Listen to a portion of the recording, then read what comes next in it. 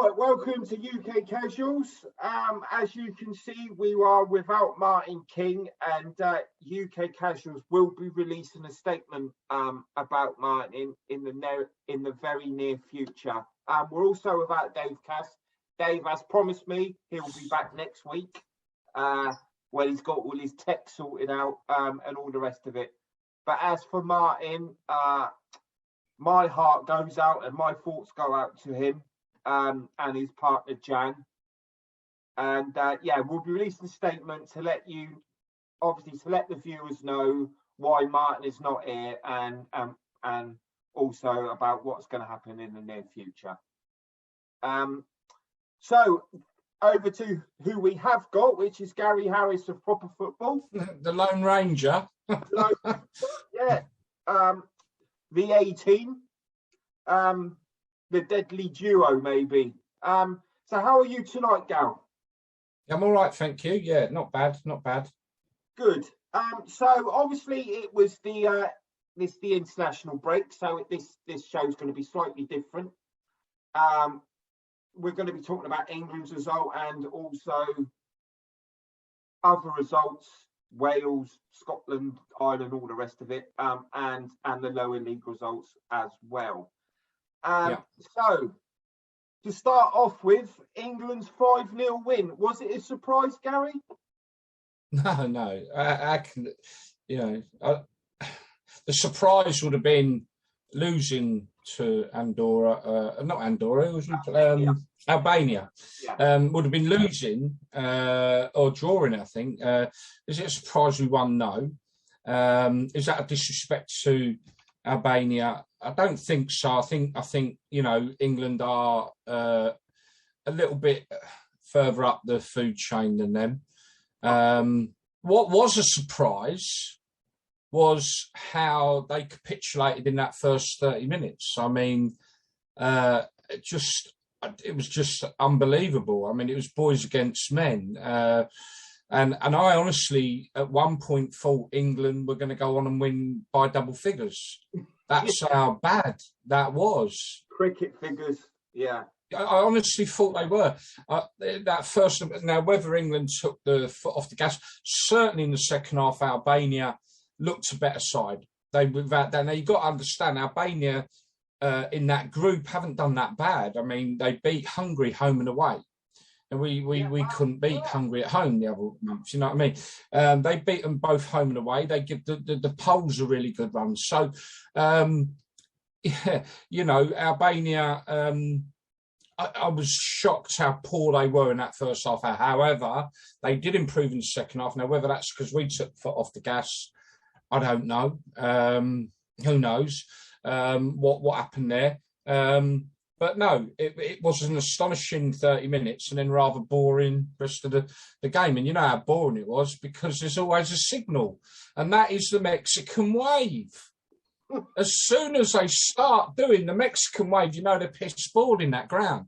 And then just to top it off, they even went for the double and put up the old torches on the phone. Oh. That's fans getting bored. So we weren't there. We can't appreciate what it was like in the ground. No. But whenever I've seen the Mexican wave and the phones in the air, it's because the fans need something to do. I think when you've got a mismatched game, it's very boring anyway. I never enjoy it. You always enjoy seeing England give them a good hammering, anyone a good hammering, but it is quite boring at the same time because it's so one-sided. To be that far up, sort of, 4-0 up, was it at half time? Or no, it was 5-0, wasn't it? And but no, there's a few other talking points, as you said, to the game, but surprise, no. Yeah, no. I think as you're right, it would have been a surprise if Albania had scored a few. Harry Kane scored a hat-trick. People were, obviously, we'd like to see Harry Kane scoring goals for England.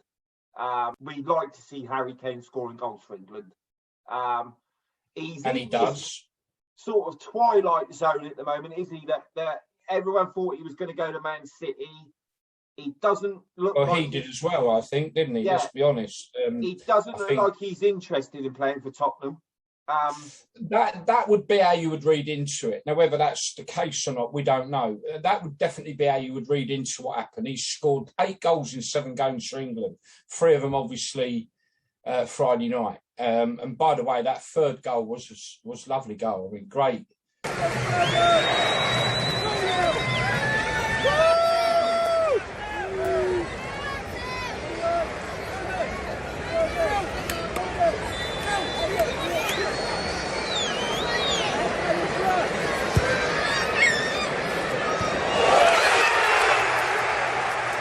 Great on the volley. What a great goal. You know, and I think he's only scored 1 all season for Spurs. So you could read into that to say, well, he's got the arse and, you know, his performance has been knocked by that. You know, as for, you know, going over the story with Kane, again, you know, he's made his own bed in a lot of ways because he fucked up with his contract. You know, him and his brother didn't do it right. As simple as that. It's you know, it's as simple as that. So don't start crying now. You didn't do your fucking contract right, mate. You know what I mean? Anyone with any brains would have known to put that lengthy clause in. You need to have that length of contract needs a release clause. There aren't any other players of that stature that won't have a release clause in their contract. So you have to say, look, he's made his own bed a little bit. Don't cry about it. Levy's obviously determined he ain't going to be dictated to, and he's probably, you know, at loggerheads with him. I think, from my opinion, Kane, just get on with it this season and then try again and get out next season. I mean, Tottenham are paying your wages. You're there to do a job, as you said. Yeah, you know, I mean, look, it's probably a bit of both, but he's as complicit in what is a debacle as the club. Yeah. For not having correct representation when doing that contract. No, you know, I don't want to knock his brother. His brother looks after him, no doubt. He probably can't trust him any better. But again, a level naiveness coming in there. You know, play for Tottenham. You know, this season, do your best, because at the end of the day, if you don't, then you know who's going to want you. Yeah. Exactly. If you're not, you know, he needs to sort it out. He needs to sort it out and play. You know, they got Conte there now, so he's got a new manager. Hopefully, he'll find his legs for Tottenham.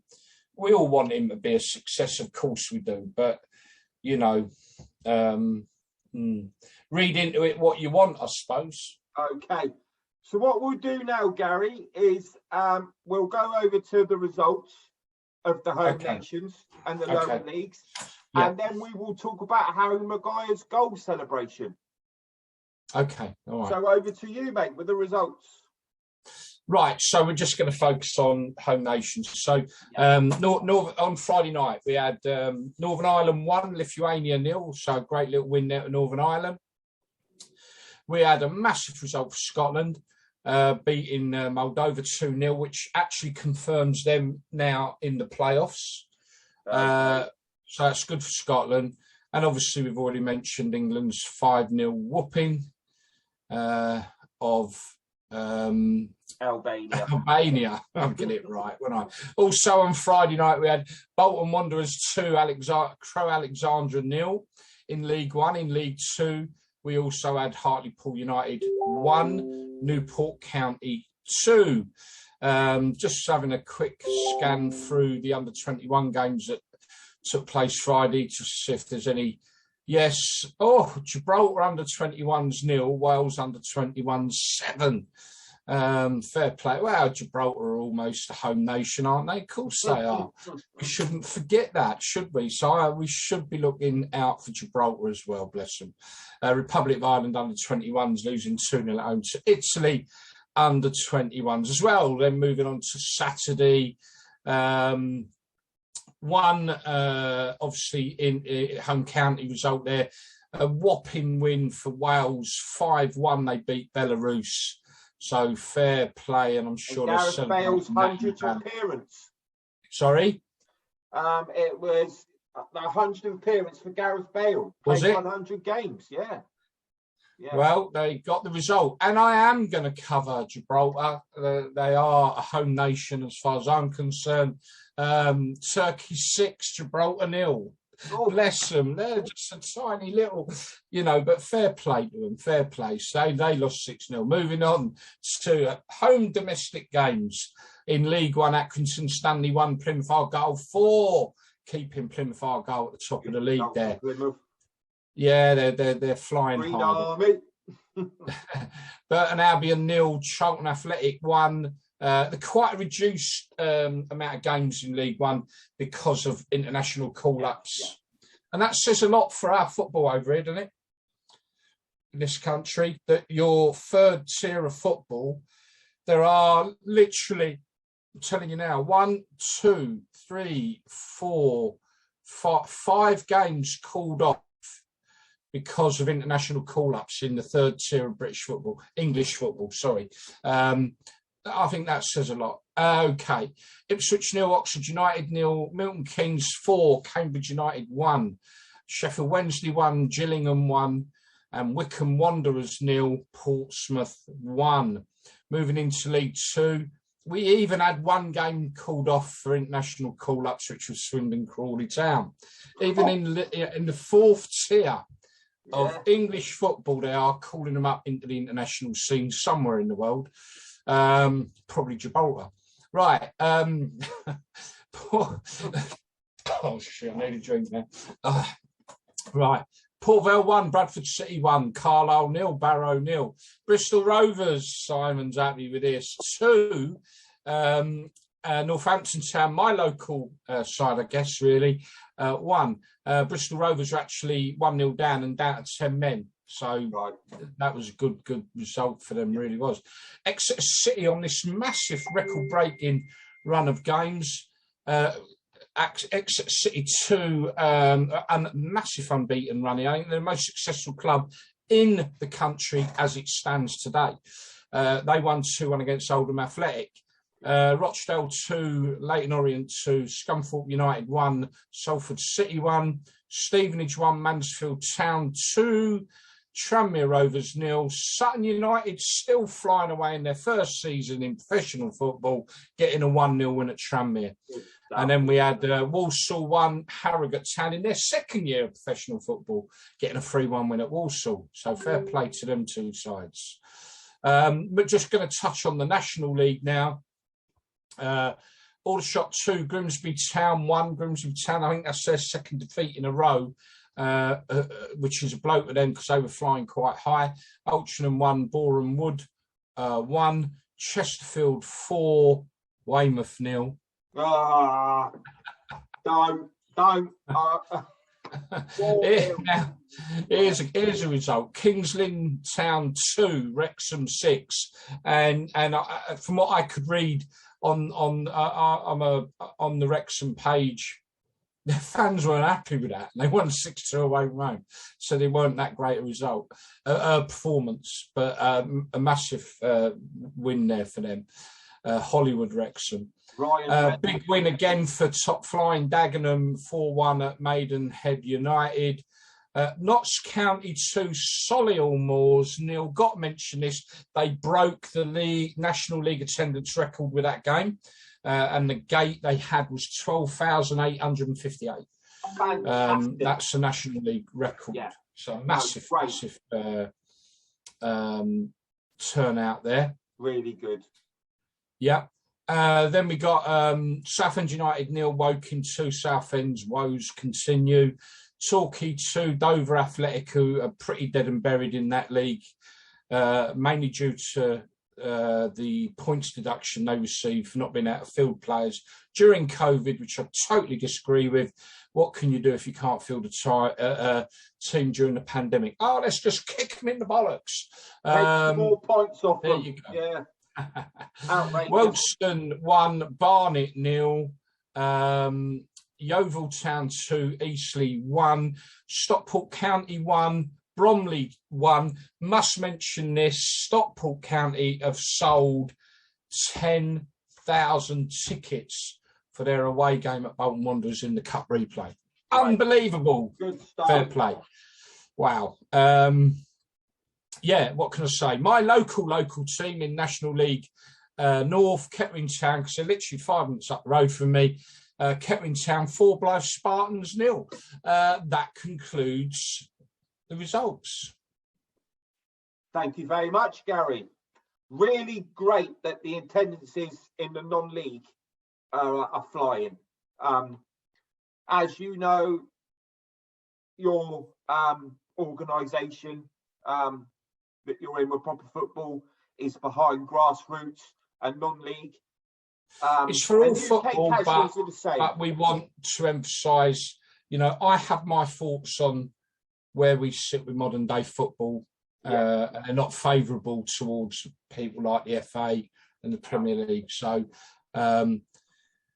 yeah. Would you agree, Gary, before we speak about Harry Maguire, would you agree that once you get down to the lower leagues and the National League, it's almost untouched by modern football? No. No, I wouldn't agree with that. And the reason I wouldn't agree with it is some of it will fill down. I think it's not untouched by modern football because it's actually made the poorer by modern football. So it is touched. Yeah. Right. But I think the lower league football is the poorer for it. Just on this, actually, I put a piece up on Proper Football and the link to the programme as well. BBC, and I trust me, I would not recommend or anyone to have to watch them corrupt sods, but they did put on a magnificent programme last night, which was Robbie Savage with making of Macclesfield FC. Fantastic documentary. Brilliant, absolutely brilliant. Trust me, if you want to watch it and you don't want to actually go through, there's a link up on all our platforms on Proper Football. Watch it. It's a fantastic documentary. Obviously, Macclesfield Town went out of business just like Bury did, just like Russian and Diamonds have, and a number of other clubs around the country in the past few years. And this is about a local guy who made good and has bought the club and invested millions of pounds into it. It's an amazing story. But what it does, it massively highlights, because it does talk to the fans, it goes to their homes, and what it does, it really does show you how important football is in a community. And I don't mean Liverpool or Manchester United or Tottenham or Arsenal, because they are important. But I'm on about the little areas where, do you know what? It's probably all they've got. It's the life and soul of that. Yeah, exactly. And I think this documentary really brings that home, you know. And modern day football, I think, has made it, you know, the share of funds from all the money going into the Premier League. The EFL get 10%. It works out £27 million or something like that. The EFL are asking for 20%, right, of money to be filtered down into lower leagues. They're asking for that to be 20%. It's currently 10% of the TV revenue. Right. All right. Okay, so that's that. Now, you've got players we know earning millions and millions of pounds, some in 1 year, right? Yeah. This week alone, the FA are considering a new contract for Gareth Southgate, in which they will double his wages to £6 million, right? Currently on £3 million. Yeah. Capello was on £6 million, right? And you know, watching that documentary, it really brought it home to me as well. You know, and for me, this football world is all wrong. You know, I've voiced my opinion, and this is why it's wrong. They're going to give the guy £3 million. How many smaller clubs would thrive on that £3 million? That would probably keep 4 or 5 bloody clubs afloat. The money, I think the money, Gary. For one man! Who needs that money? Who needs? I think the money that you're saying is going to Gareth Southgate, which would have helped. I mean, did you say Russian and Diamonds have folded because of COVID? No, they folded. They folded a little while back, didn't they? Sorry, it was just one of the other clubs. Athletic, you said, have been punished because they could have. Dover Athletic got punished for not being able to fill a side for a number of games. Earning £6 million. Well, that's what they're going to do, because do you know what? And sorry if I'm ranting again, but it's all football related. Now, I do listen to TalkSport. Only really one programme, right, and that is the 10 till 1 with Simon Jordan and the other fella. And I listen to that because, as much as I don't agree with everything Simon Jordan says, you get a really honest reaction. He's almost on our wavelength, you know what I mean? And he's so I like. Well, they had what's his name? I forgot. Brain block here now. The Arsenal defender, ugly one. Tony Adams. Eh?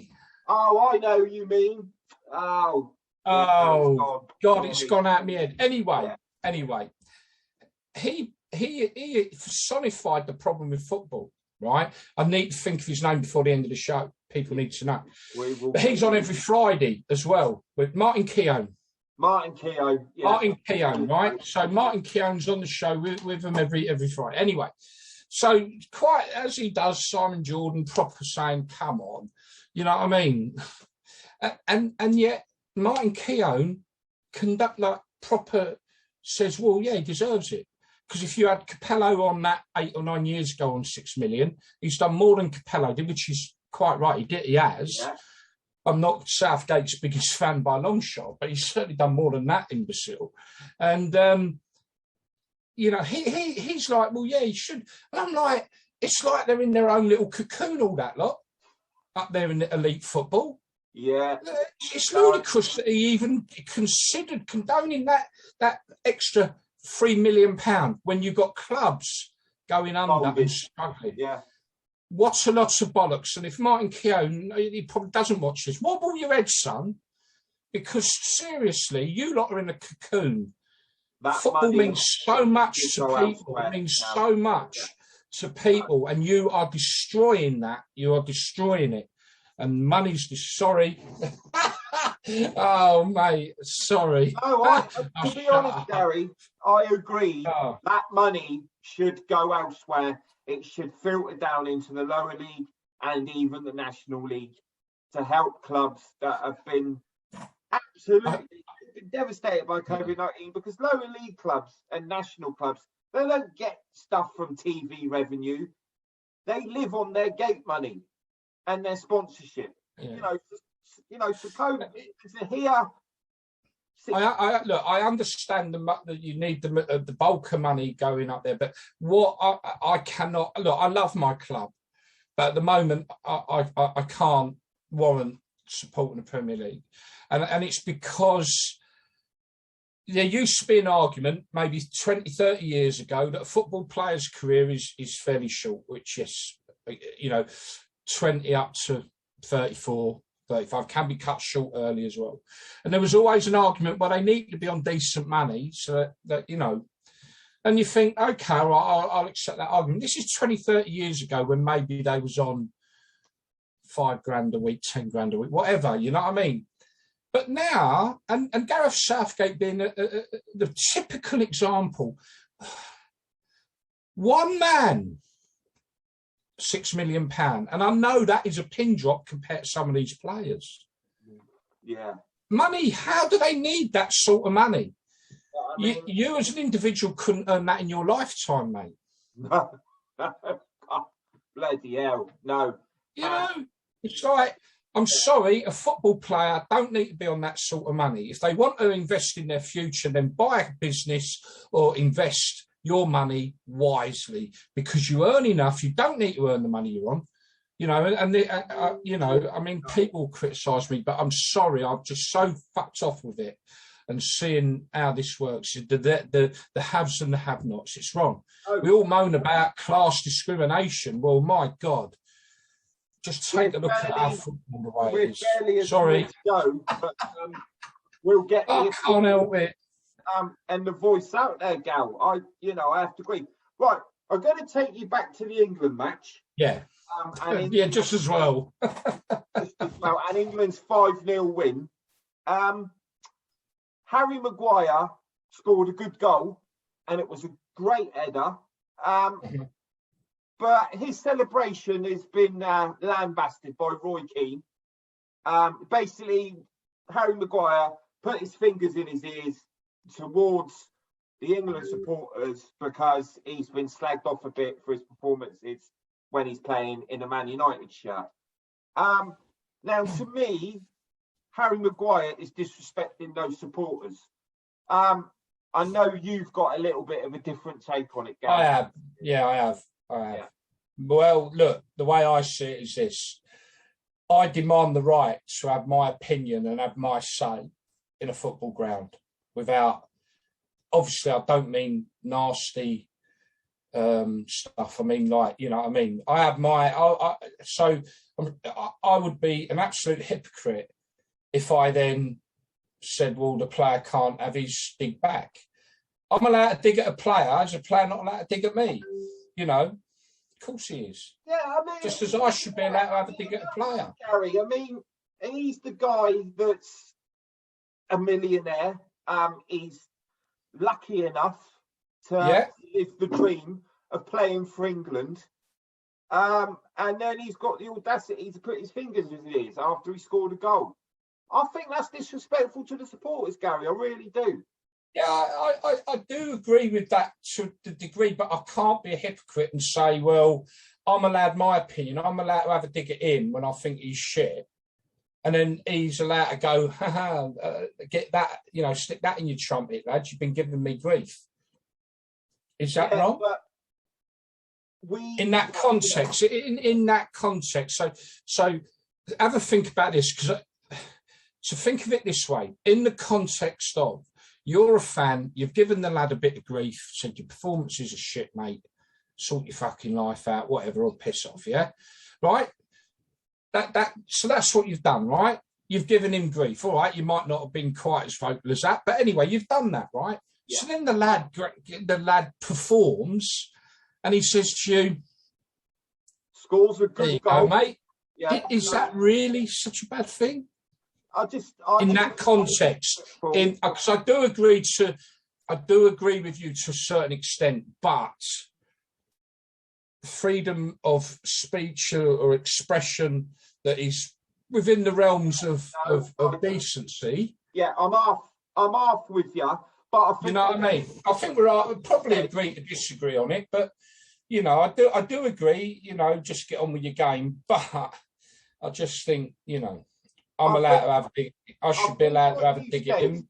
I think what you said, Gary, about we've been having a dig at him about his performances in the Man United shirt, saying he scores a goal, isn't he allowed to have a dig back at the fans? But the levels are different. We're just a paying customer supporter. He's the guy that's out there to do a job. That's why I think it's disrespectful. He's showing. I do see what you're saying. I really do. Just for me, I've championed so much the fact that they're trying to sterilise the game, take away the passion, take away the freedom of supporters. Again, I repeat, within a proportionate level of freedom of expression. So for me to say, well, do you know what? No, he's not allowed to do that back at me. I have to say I can't knock him that much. Well, that's you know what I mean. Fair enough, Gary. I mean, I have to strongly disagree. Yeah. I do honestly get what you're saying. I really do. But like I say, I champion a freedom within proportion of expression. I don't like the idea of them sterilising the game. It is full of emotion and passion. Yes, that emotion can spill over into other things. I get that. But once we take that away from our game, it's over. Yeah. And because I've championed that, I can't be seen to be a hypocrite to say, well, you know, I can have a go at you, pal, but you can't have a go back. You know what I mean? You know, I think, you know, it's up to him. I mean, to be honest, I've not really looked into what goes on with Harry Maguire. I'm not really that interested. So, to be honest, has said he's an absolute disgrace, and as you know, Roy Keane is outspoken.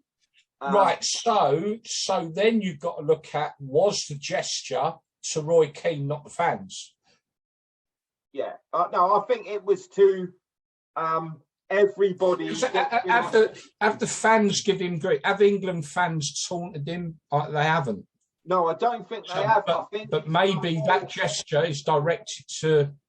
Possibly. Something I've not thought about, Gary.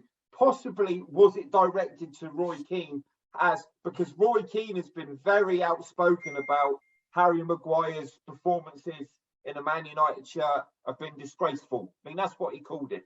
Yeah. So it may never have been actually directed. Possibly, Gary. Yeah, it may never have been directed at the fans anyway. But I still stand by what I say. Yeah, and again, we can agree to disagree. That's of a debate.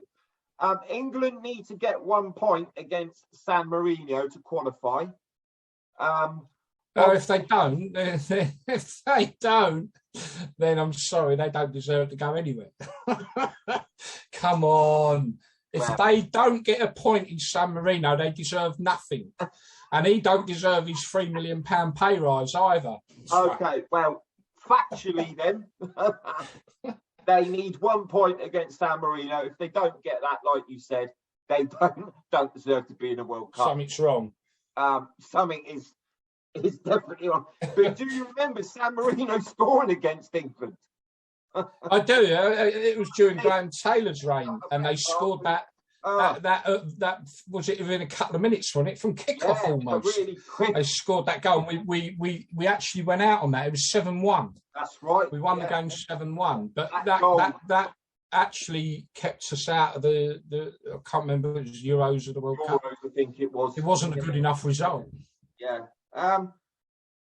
Okay, Gary. Obviously, you did say at the beginning, Proper Football is going to release a statement about being anti-World Cup.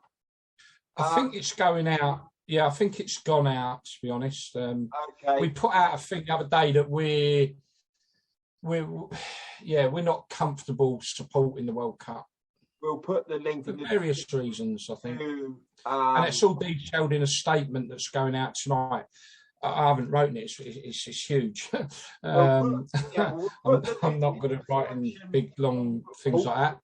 We'll put the link into the documentary that you mentioned earlier. Look, I mean, it's going to really divide people, without a doubt. Everyone wants to see England in a World Cup. My personal stand on this is... when you read our statement, you'll realise how bad things are in that country in terms of discrimination. It's just horrendous, you know. I mean,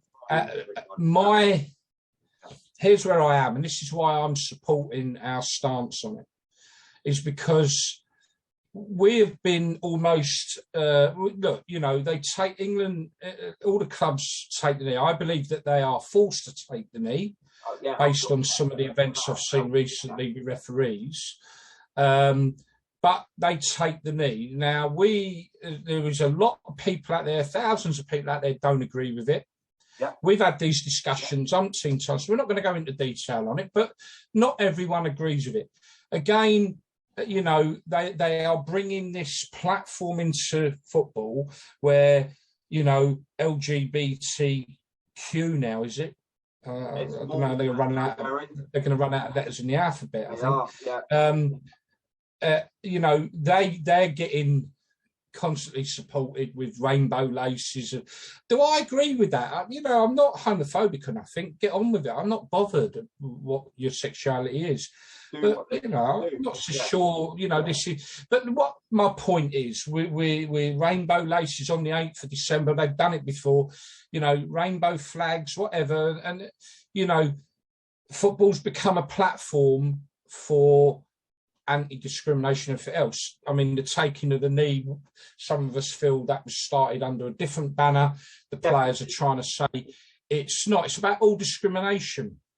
Yeah. Now, that has been thrust upon us, and now we're expected to accept the fact that they are going to go to a country where if you are homosexual, mate, your life ain't worth living.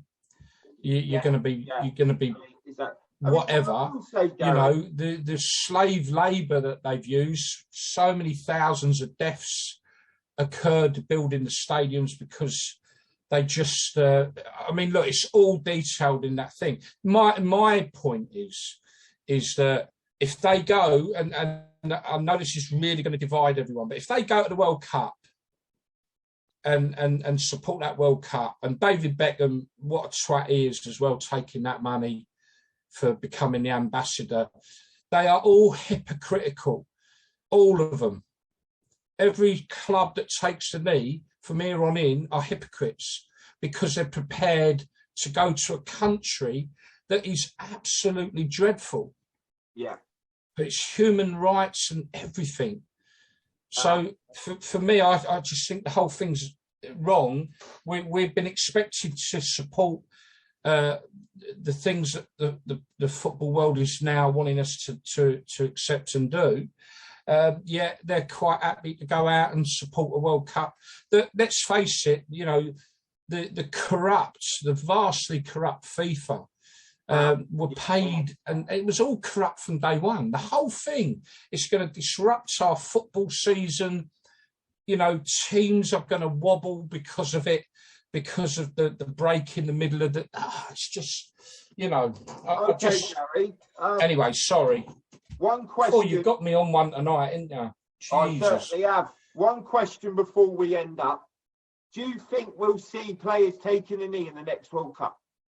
Do I think they'll take the knee? They shouldn't even bloody well go there. You know, this country's silent about this, right? You look at all the other countries in Europe and other areas, there's a lot of noise about this. I think Norway are sort of almost there, refusing to go. That Australian player who came out as gay the other week said if he goes, he's going to be frightened for his life. Yeah. You know, and in this country where money is everything, and you know, it's like no one's actually saying anything. Yet we've got to accept the fact that, you know, players are taking the knee and they're wearing rainbow laces and all this sort of stuff. Yet they're going to go to that country to support a World Cup that is so corrupt. Yeah. Sorry. Okay. Oh, mate, I wish I weren't doing this tonight. I think I'm on blob, mate. I really do. I promise not to rant so much. And Gary will promise not to rant so much. And we will be releasing a statement about Martin King very soon. So there'll be more videos coming from UK Casual soon.